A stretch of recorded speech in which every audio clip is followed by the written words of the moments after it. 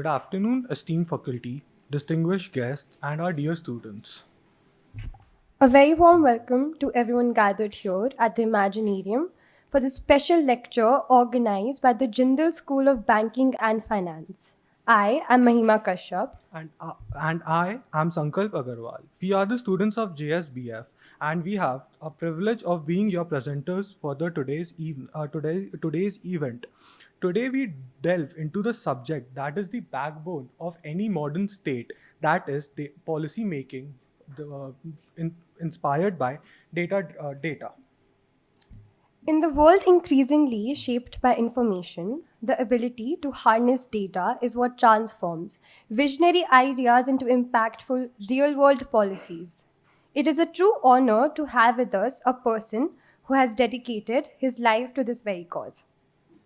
But before we introduce our speaker for the day, let us begin with our formal proceedings. I would like to invite Professor Alok Pandey, Professor and Vice Dean of JSBF, for his welcome remarks. Thank you, Sankalp. Thank you, Meghna. We are very happy to have Mr.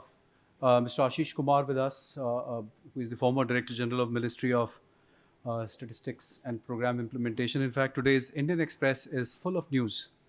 I don't know whether you saw it. How many of you saw today's? In fact, yesterday the Secretary MO SPI was at Delhi School of Economics and he gave a talk, and this was largely regarding two things. One is the ASUSE and the other one is the CPI, as to how housing data is kind of missing or probably not part of how we look at our economic decision making. As I can tell you, we all work with large number of these indices, and most of them come from Government of India. Some of them come from private sector players, and these basically what CPI, WPI, this ASUSE, PLFS, and PMI, which of course we follow. So what we believe that the authenticity of data which goes into it, or the way they have been created. Sir, just to inform you here, we couldn't speak much outside. I also am the founding chairperson of the Index Advisory Committee of Multi-Commodity Exchange, and we have an index called ICOMDEX. This is often touted as the first commodity index in the country. It's an excess return index, which basically derives value from the roll returns of the futures market. And then we have liquidity and production value of some of my colleagues have worked with me on that. Nishika has worked, and we got some students doing summer internship with MCX. But my experience has been that when we created that index, we had a huge amount of problem in terms of how do we design it in Indian context, because futures markets were very young in a sense that we gave a base year of 2015, right? And then we had very few commodities which were doing well, and then government had an overarching presence in commodities markets. In fact, they led one of the commodity markets actually closed down literally, NCDX. National Commodities Derivative Exchange, because they have no business, because they were largely doing agro-commodity kind of a thing, and they were told to stop trading on commodities, agro-commodities, and we are not trading agro-commodities because they say that it fuels inflation. So whether what constitutes inflation in this country is not very clear. If I request my students and colleagues who are here, please look at today's Indian Express story. It's very interesting. I am not very, very happy with what was told yesterday on both ASUSE as well as the CPI, because housing is a major issue in this country. We are unable to understand the problem of housing. The government wishes to know what people pay as rent, but the fact is real value of housing is not discovered completely across the country. In a way, in most places, the house prices are much higher than the rental value they deliver. In most places, on the other hand, the rental values are higher, right? In a sense that, houses are not available at all, right? So what we understand that authenticity of creation of these indices, authenticity of data which goes into these indices. Third, how do we regularly update these indices become a crucial point for whoever takes the decision. So whether it is a bureaucrat taking a decision or whether it's a company manager taking a decision or HR manager taking a decision, all of it is completely dependent on these. And these are not really well understood in business schools as well as academic institutions. Not many people look into them. Yes, they are taught somewhere in economics, but they don't. For example, purchasing managers index. And I am very fond of the way they track development in US and other developed markets. But I'm once again not sure whether PMI determines or tells us the exact India story. Like CPI does not tell us what the inflation is. Like WPI, we're not very clear as to what goes into it and what is inflation. So this housing thing especially is very, very close to my heart, because what housing does is, you might have seen in Sonipat, hundreds of builders have built buildings and they are not sold. The unsold inventory is lying in every apartment and they are literally in ramshackle conditions. On the other hand, there are builders who are showing off that they have sold off the houses before they've been launched. And we have NRIs investing, and there's an investment market. Housing, in a sense, determines really as to what the state of the economy is ultimately. So, since it contains 21% of the CPI as per the report, it is an important data. So, just an example, but I do believe that once you discuss this with us, we'll have a newer interest. Our students who are at undergrad level, I can tell you we are a 12-school university. The biggest is the law school. There are other 11 schools. Almost 70% of the students are from law school, but 30% school students are from the other school, 30 to 40%. We have 1,200 faculty members close to, and we have 12,000 students on campus. We also have around 6,000 students who study online through this university. So it's a large cohort. We do believe we are trying to improve the quality of offering on a regular basis. We do believe that the curriculums are updated and upgraded. And your presence here is a step in that direction. So I thank Professor Chavi, to have invited you here, and we hope that they'll learn and our faculty colleagues would learn something. We have some faculty colleagues from General School of Government Public Policy, some from General School of Global Business School, and some from General School of Banking and Finance, as I see here. Students from some other different schools here. But I do believe that this is something which is close to not just my heart, but everybody. And once they listen to you as to how the government does it, they'll be very keen to learn more about it, and probably there'll be some research ideas come out of it. So thank you, sir. Thank you for being here, and we hope they'll enjoy your lecture. Yeah.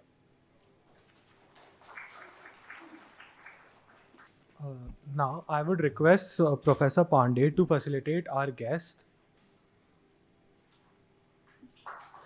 Thank you, Professor Pandey. Now, the stage is formally set to introduce our speaker. For that, I would invite Professor Chavi Asrani, Associate Professor at JSBF, to introduce our guest speaker. Shri Ashish Kumar started his professional career as an officer of Indian Statistical Services in 1997 and served for over 38 years in various capacities in Government of India, and retired as a Director General, Ministry of Statistics, Programming and Implementation in December 2015. In his long and illustrious career, he has been involved in base revision of national account statistics and economic statistics, including digitalization of data collection of the annual survey of industries, collection and processing of socio-economic survey data, policy formulation and implementation of programs for empowerment of persons with disability, development implementation for Northeastern region, and much more. He was a senior fellow at Niti Aayog and pursued projects on estimation of size and composition of digital economy and measurement of knowledge economy.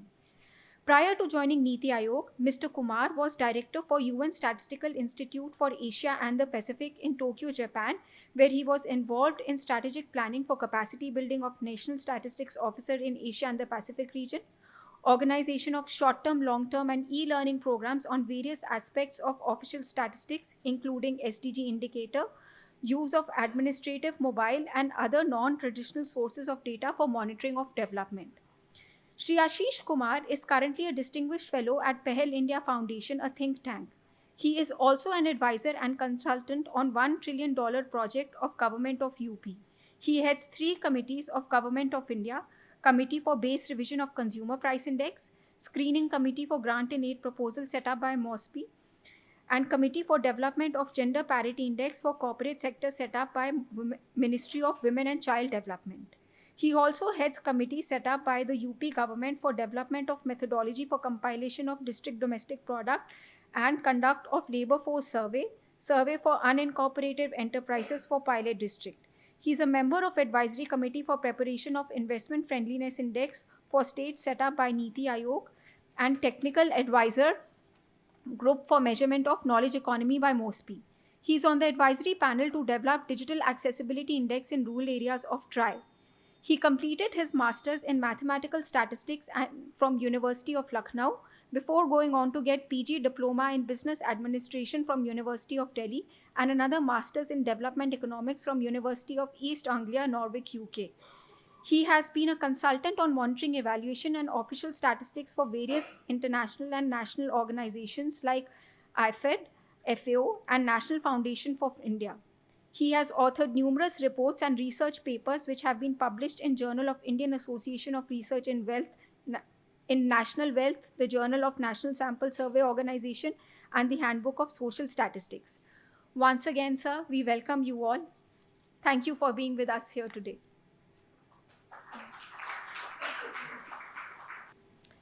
It is with immense pride and great pleasure that we invite to the stage Shri Ashish Kumar, former Director General of Ministry of Statistic Program Implementation, for his lecture on data-driven policy making. So you can. Thank you so much for a generous introduction, and thank you, Mr. Pandey, for giving a background about this institute, this and various schools which are operating in this campus, and the great work which is being done here. Today, we are going to talk about the data-driven policy making. In fact, the whole idea started when we talked of data-based policy making. That means in the policy making, data should play an important role. That was the idea.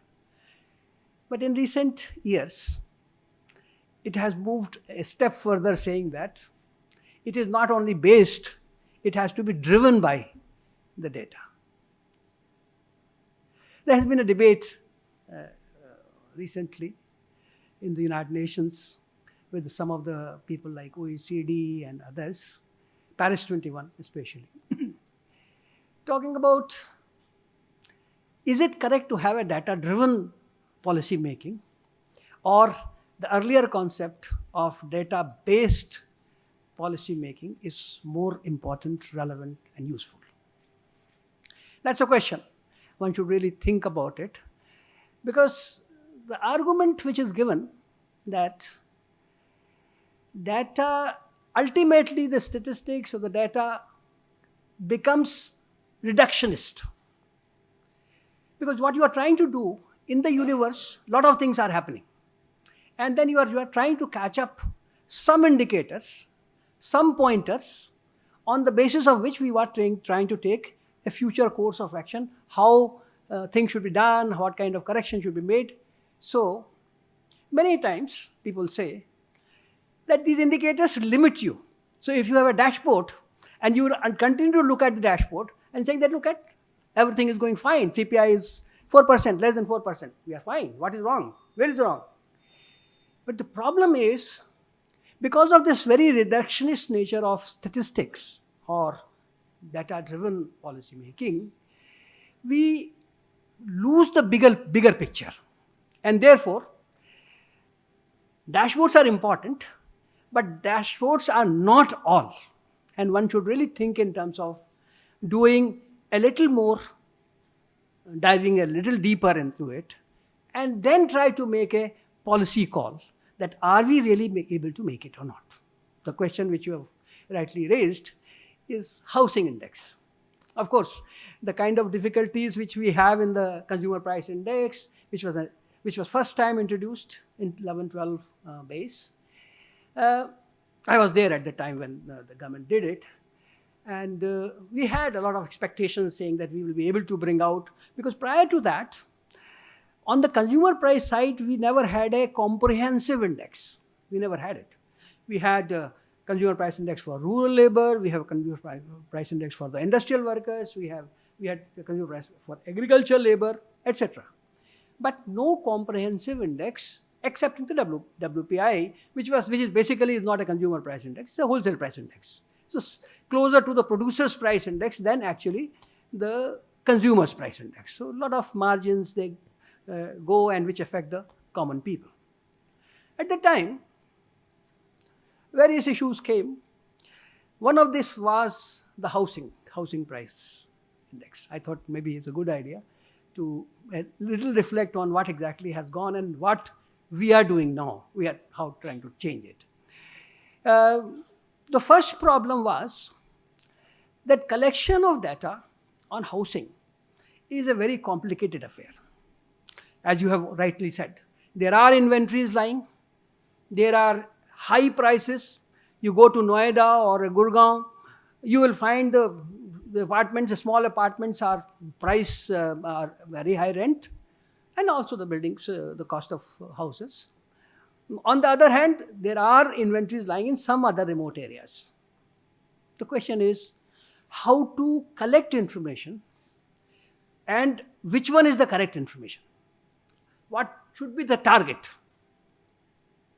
So everybody was very conscious that it should not happen suddenly your index starts behaving like any other indices in the stock exchange, what happens on the moods of the people. So we need a firm index which behaves well, which tries to address and looks at the changes which are really taking place in the market. So what to do? Select villages, select urban areas. Last time we were not having rural index. This time we are going to introduce the rural index on the housing rentals. And in the urban markets, which are spread throughout the country, you have to select dwellings, and the information has to be regularly collected from these dwellings with certain cycle. So first month, second month, third month, all that. And try to develop a link, because whole lot of rents and rentals we will not be able to collect every time, every month, because that's a very expensive exercise. And we do not have that kind of a manpower and resources. And therefore, those kinds of compromises have to be made, and ultimately we could bring out a housing index as a part of the consumer price index. So try to understand the constraints and the reductionist approach with any indicator takes. Now this time, there is a little bit of improvement. Last time what we did was, lot of housing which is provided by the governments, that was taken into account. Now the problem of the government housing is, government or any such institutional level housing is, that you have rent or license fee determined on the basis of the occupier. So senior a man, higher the license fee he pays. The junior a man, although he is eligible in the same band, but you will get a lower price. And if there is a change, you might see that the change in their house rent will come. Now, so this time we became a little more wiser, saying that we will exclude these kinds of houses because they are not capturing the market of the rentals. If you are looking at the market of the rentals, which people really normally go and look for a house, this is not what they are. This is because of their employment, the very nature of employment.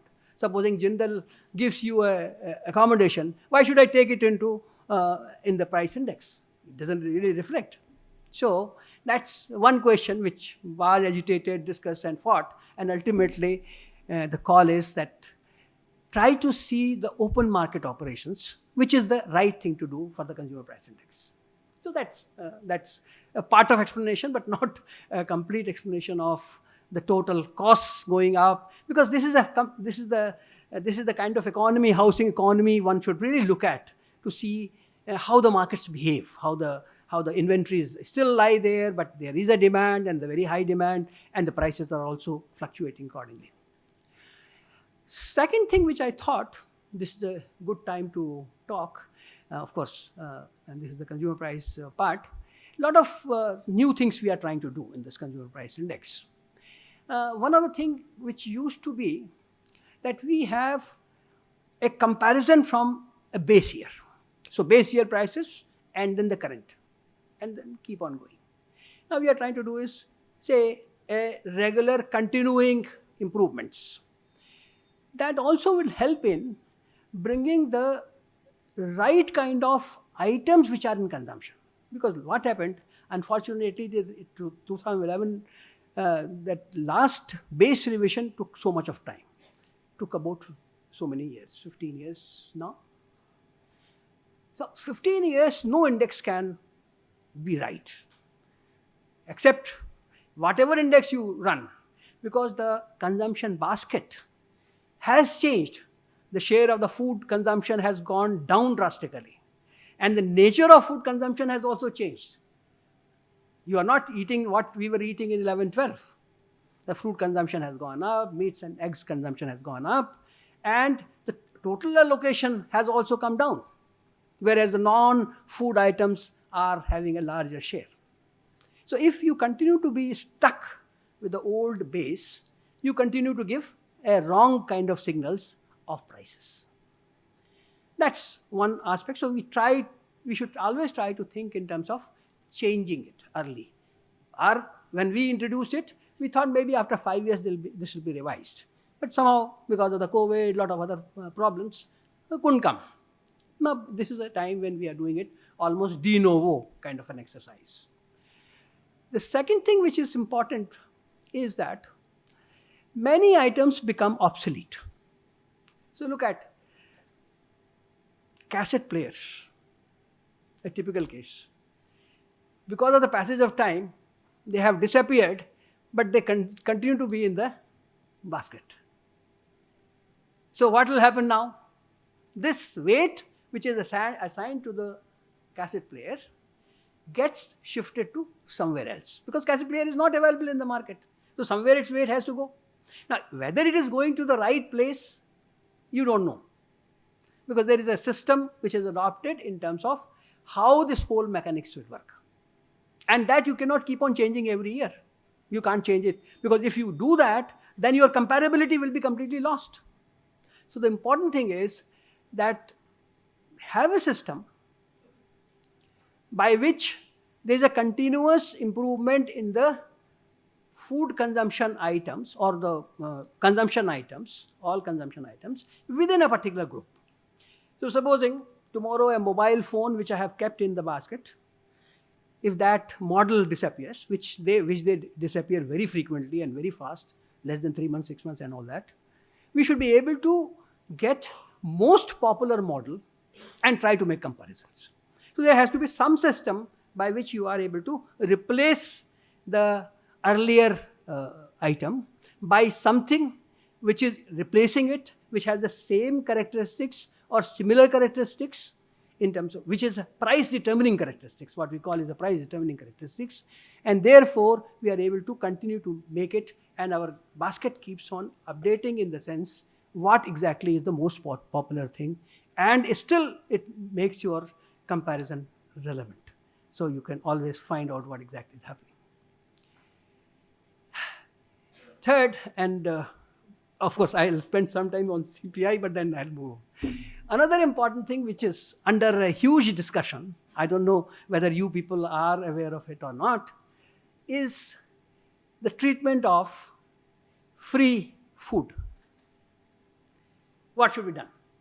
Any views? Anybody wants to say something about it?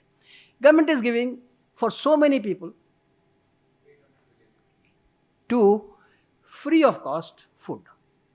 Earlier in the CPI series, PDS items were included and they were priced. So in case government decides to make a change in the price, that change will be made.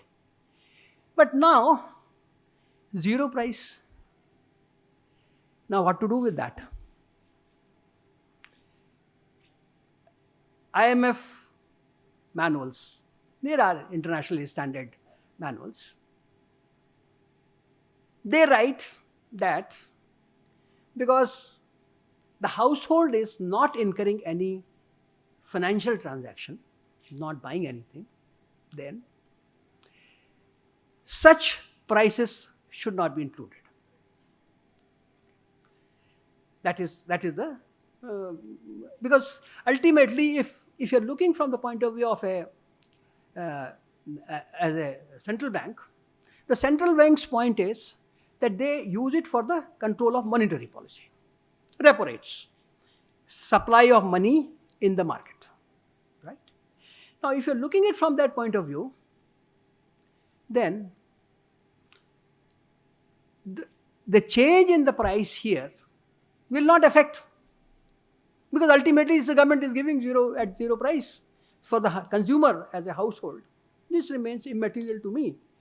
At whatever be the price of production, procurement and all that, that may be a government expenditure, but for a consumer, that doesn't matter.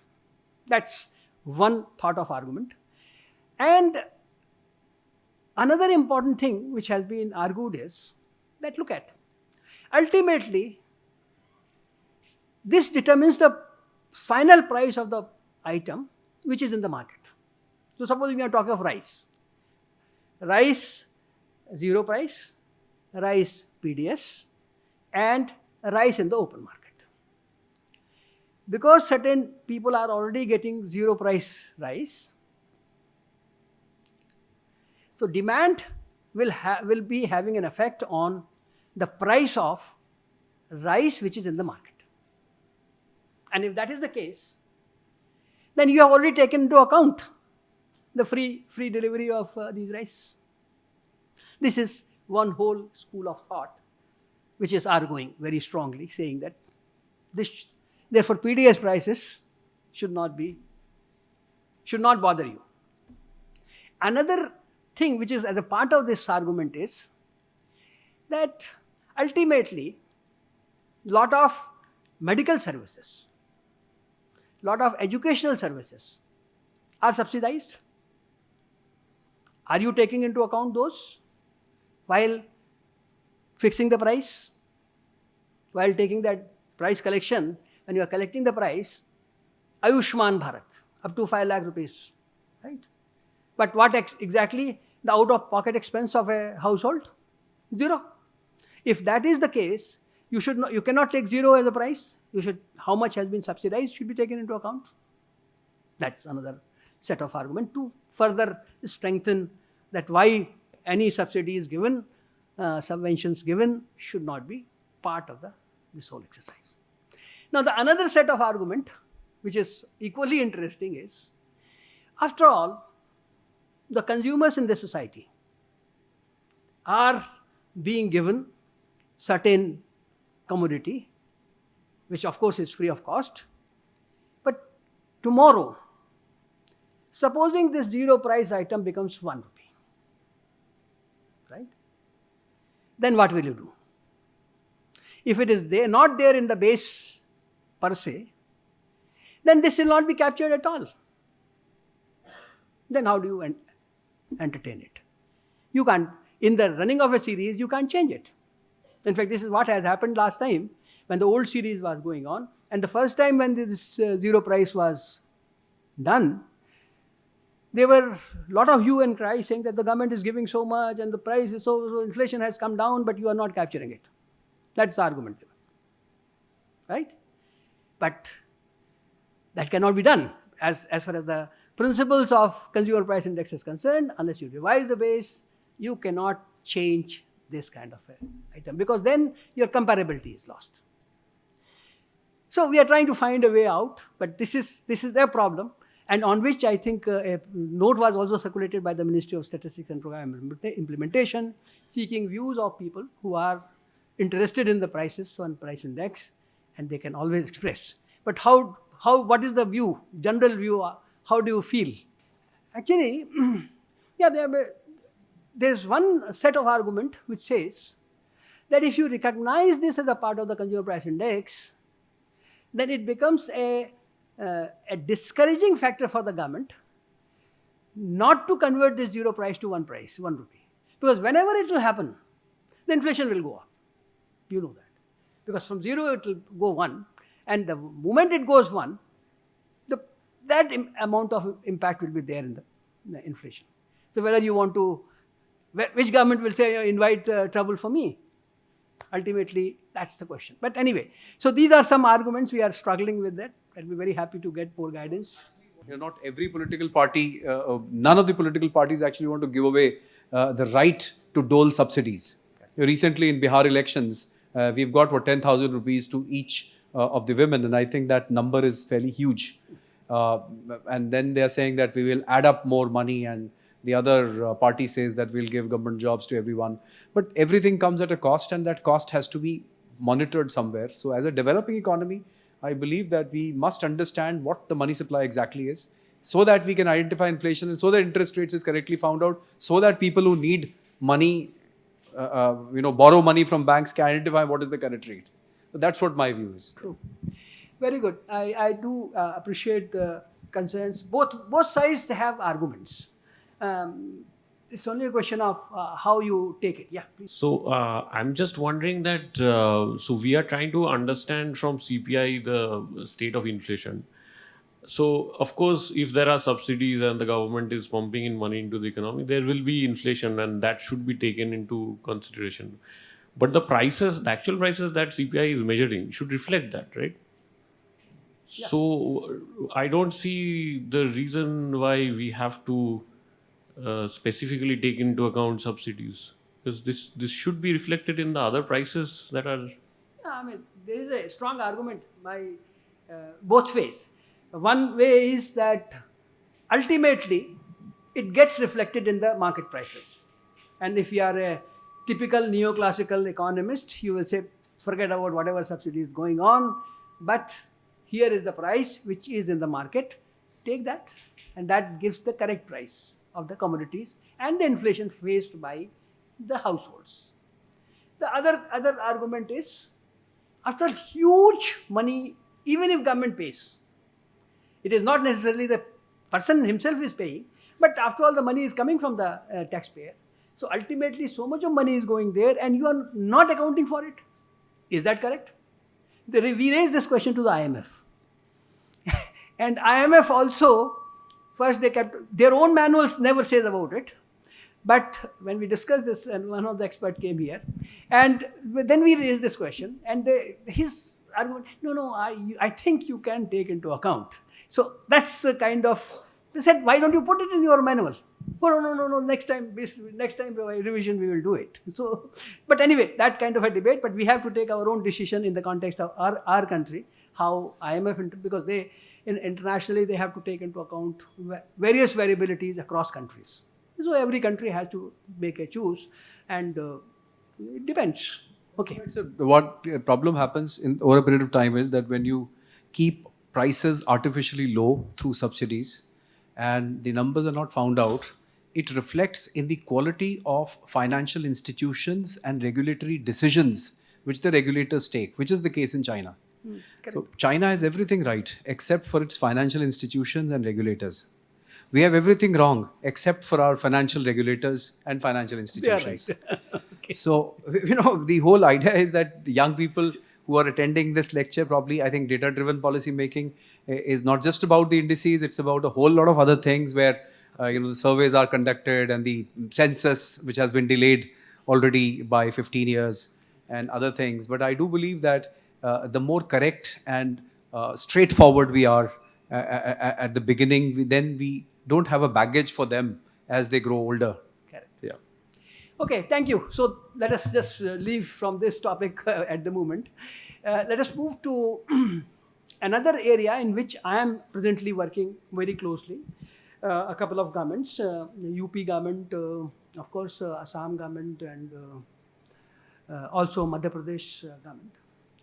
And in fact, this question, whole of our country has been struggling for a long time. That is, we have a lot of data.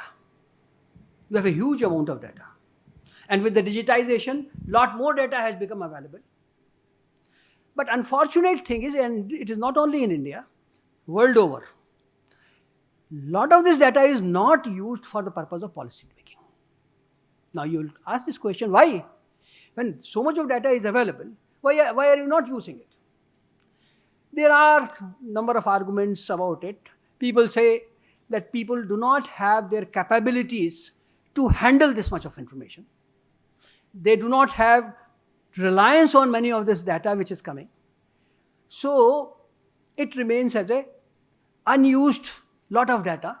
So everywhere there is water but not a drop to drink is the kind of a situation we are in. many a times there is a use of data, many a times misuse of data. So government makes a policy and uses the data which corroborates its policy. They'll find ways and means, look at, you. I want to do this, now find a way out. Okay. So that's one way of doing it. So just to support it. But that should not happen. What should happen is data should give us a policy signal that what exactly should be done. And if you are really looking at your data seriously, it gives a signal. Only thing is, most of us do not have either time or capability or resources or the processing power or the faculties developed to understand those signals. And even if we do, we are not able to reach to the right people where this signal should be given. That's a fact of. So one of the things which we have been hearing all along, that national level you have a good data, you have a good estimate of the GDP, you have a good estimate at the national level, and to some extent we have a good estimate at the GSDP, that is the state level data. Most of the states are doing it. Most of the states have the GSDP numbers, all right. But the real problem comes where the actual governance takes place. Where is the actual governance? The governance at the state level is no governance. They just make policies, make announcements, chief minister goes, makes an announcement, but ultimately who does it? DC does it. The commissioner, the district magistrate, district commissioner, whosoever you call it, is the person who is getting this policy implemented. Now, what kind of data he has? He has absolutely no clue what is happening under his district, because he doesn't know. Nobody has ever tried to educate the poor fellow. He doesn't know any indicators which are regularly monitored. He doesn't have any information by which he can know what is the state of economy of his district. And most comprehensive indicator of a district is district domestic product. In this country, we have more than 700, 800, 750 odd districts. The data on DDP is compiled for hardly 300 districts. That too for a few states. Now, more than half of these districts, no DDP, no economic indicator. Whatever little social indicators you get, that too from the NFHS, which is carried out once in 5 years, which is used for the that district program which the Prime Minister has very proudly talks about. Now the question is, the most important indicator for most of these activities should be economic indicator. Till yesterday, there was no information about the kind of enterprises which are operating at the ground level. We used to get the enterprise survey once in 5 years. That too when we are going to do the base year revision of the national accounts. Now, luckily for us, annual survey of unincorporated sector has come, and that is giving you at least some idea, which is such a dynamic sector. Unincorporated sector, to my mind, is a very dynamic sector. The enterprises take birth very quickly, enterprises die also very quickly, and we do not capture them. We do not know what has happened. Now, that being the situation, my emphasis is that we should try to do the district domestic product, get involved with these people, the directorates of economic statistics and other departments, line departments, try to put that data together and use it for the purpose of working of the DDP.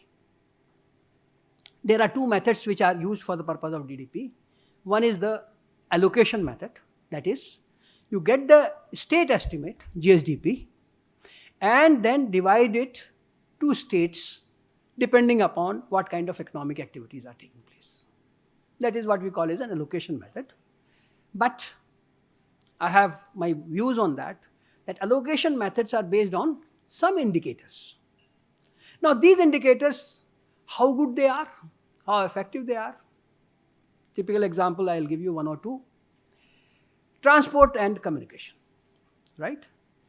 How it is allocated, even to the states from the government of India and otherwise, is based on number of registered commercial vehicles.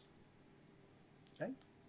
Now, number of registered vehicles, commercial vehicles, aggregated, how does it really affect the value addition to the transport and communication sector? But there is no other indicator available, so you have to live with it. Similarly, hotel and restaurants. What indicator is used?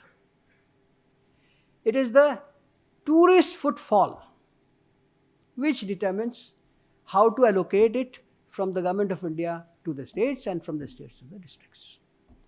Right? Now, the problem of these indicators, these are the best possible available indicators. I'm not criticizing the way we are doing it, but there is a need to improve the availability of right kind of indicators. And what has happened in UP, now they have got some 85 indicators, new indicators. Of course, some of them are programmatic indicators, which statisticians, economists do not want to use, but there is no alternative but to use it. PM Awas Yojana. Now, PM Awas Yojana is okay. It may be adding to the construction activity, but the problem is it depends on the budget you allocate to that scheme in a particular year. So, if you do less budgeting, you will find a less results into out. So, construction output will be less, so value addition will be less. So, it is not determined by the overall operations of the market. It is depending on the how much budget is allocated in a particular state or a particular district. So, normally statisticians do not take into these kinds of, but unfortunate thing what happened is your base revision of the national accounts got so much delayed, again 15 years, that the new set of indicators could not be factored in. So, second learning from this whole exercise, this argument is that you should try to look at the indicators which can be taken care of for a longer period, number one.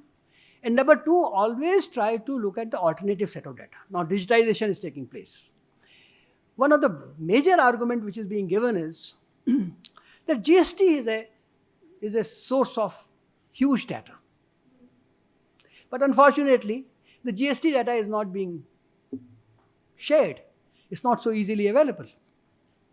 So I was just talking to the people, to all of you, that earlier, when we wanted at GSDP from the expenditure side, that means at the state level, as we do it in the national level, we also wanted a GDP measurement from the expenditure side. That will be possible if we get the access to the the GST data. Both import and exports from a state, you can always capture because of the e-way billing, e-way bills which you have. You can also have a better estimate of the construction activity because all construction material, if I can classify by the HSN codes, I'll be able to find out what kind of changes are taking place. So how much is cement, how much is the morang, how much of the other material, glass material or woods, everything is being sold out. So if I can know that, how much consumption actually has taken place, we'll be able to use it. So that's how one can really look at. Another argument which I have given in a couple of places, for example, manufacturing activity. Manufacturing activity, what is the problem? Annual survey of industries, all of us are very much aware of. Annual survey of industries the survey starts after the financial year is closed, right? So, after 3 months of a closure of the financial year, you start collecting the data. That goes for another 6 to 8 months, right? Then when the results will come? Next year. So, your lag will always be more than a year, and therefore, its utility for the purpose of any policy, immediate policy intervention is limited. And that is why we brought this index of industrial production. Isn't it? So, index of industrial production is a good index for meeting this kind of a requirement. But is it possible to have even better indicator? That's a question. So, what I was telling them, if it is possible for us to find out because leave aside those which are not electricity consuming units, we can measure the consumption of electricity by different industry. And nowadays, all the discoms are computerized. They exactly know how much has been consumed because they do the billing. So if you can capture that information, you can have a real-time indicator for it. Okay. So that is one indicator one could possibly think of. GST is, of course, another indicator where the effort could be made to get it. States are better off in getting the GST information. When I worked with UP, they could share a lot of information. Not to me, of course, to government. Because the tax data is a problem even for the government. The governments do not get it. But GST, they have been very good. And so they did share a lot of information. And therefore, it is possible to develop some mechanisms, some algorithms to regularly monitor it and to find out what is happening in the economy. Okay. So these are a couple of my experiences so far in the GDP space and the price space. But the real thing is, the requirement is not only to know what is the data coming in, but also to see how we can project it for future. That is what I understand all of you must be working on. Try to get the best possible models, fitted them, and use them. A new boy nowadays is here is everybody relying on artificial intelligence. I don't know how many of you have experience to use it, but it makes life easier, makes life simpler, definitely. But the question is, it requires a lot of learning in terms of actually using it, because our databases are not tuned to the use for the artificial intelligence. So that's one challenge which remains. And therefore, I was trying to look at some of the work which people are doing in various countries, where they want to use artificial intelligence in various aspects of official statistics. Of course, one of the most commonly used is the availability of the dissemination of data. By create a bot, I think Mosby has also done it. Create a bot and it will take you to the data which you want to use. Then you can analyze it and use it. But more importantly, especially in terms at the time of production of statistics, it is more in terms of capturing information in codes.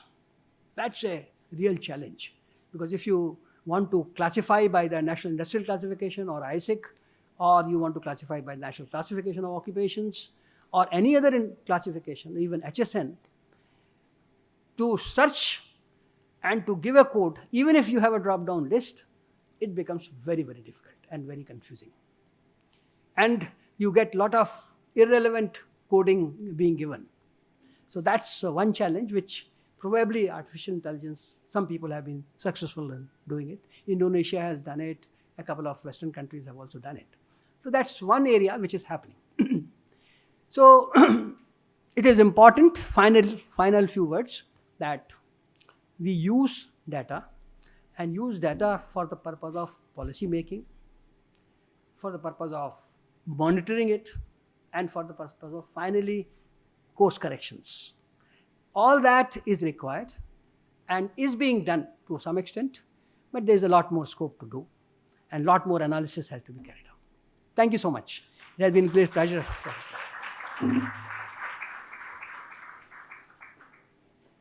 Thank you. Thank you for, for this lovely session. I really need to thank Ashish sir for, such an engaging session. I think really enjoyed after a very long time in a session like this. And all thanks to Chavi for organizing this event.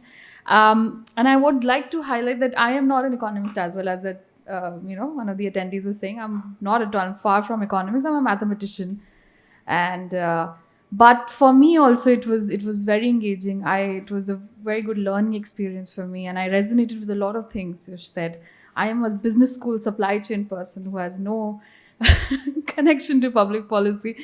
But yet, I think this was very engaging. I especially a couple of points which I thought I'll just reiterate because I want the students here to listen because ultimately they are the ones who are going to be the data analyst, hopefully the data analyst at these public sectors. One thing which I really liked is that this, the fact of the misuse part, you have to be very careful about statistical and mathematical techniques because they can be tweaked to get a certain result. And we need people who are very ethical and who, are responsible about it. You need people who can handle data responsibly and if efficiently in my opinion. And the other thing which I really, really liked is how you talked about the comparison of district level versus national level. That is something which was very resonated with me because I'm from the field of operations research. We go into the depth of how a shop will operate. That's what I teach with them in the class, that the way your grocery store is operating, that's exactly the same mechanics goes with a large multi-organization like Apple. That's the same thing which the government also thinks about, right? So it's similar mechanics, and it should be very well measured and effectively applied. And it was a lovely experience hearing to you, sir. And I hope the students, get this key message here that yes, data is the power, but the true power lies in effectively utilizing it and for helping people. All right. Thank you so much, and have a nice day, everybody. Thank you.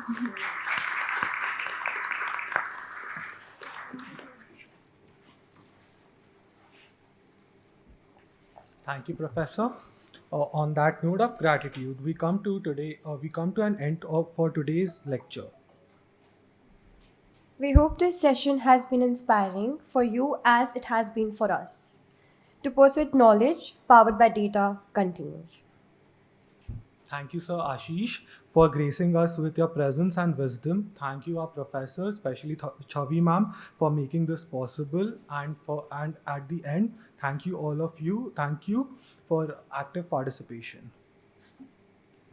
We conclude today's program. Have a wonderful evening ahead. Thank you.